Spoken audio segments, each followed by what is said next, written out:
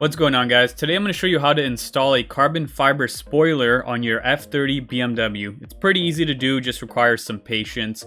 And I do have an Amazon affiliate link in the description to this specific spoiler if you're interested. The kit comes with the spoiler itself and some double-sided tape. I'm also going to be using some rubbing alcohol, microfiber towel, blue tape, and then scissors and a knife or box cutter.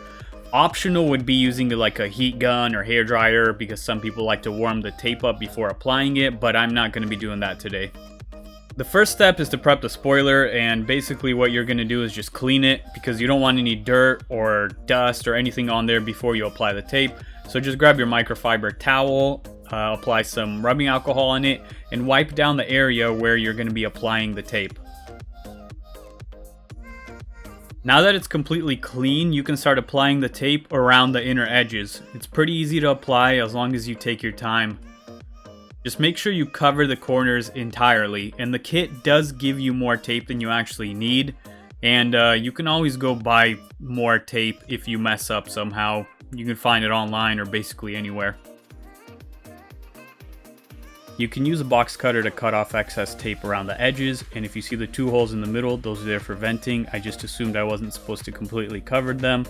Also, you can see the areas that aren't completely covered in the middle. If you have extra tape, you can cover those. The more tape, the better.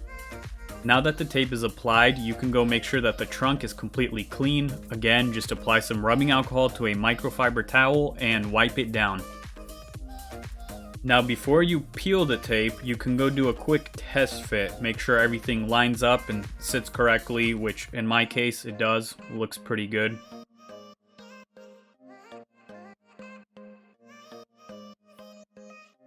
At this point, some people peel a little bit of tape off both edges, then they install the spoiler, and after it's lined up correctly, then they slowly remove the rest of the tape.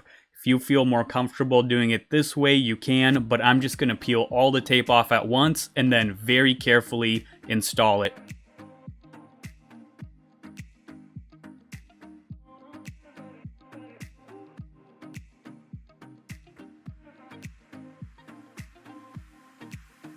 After the spoiler is installed, you can push down on every section of it and kind of hold it down for at least 20 seconds.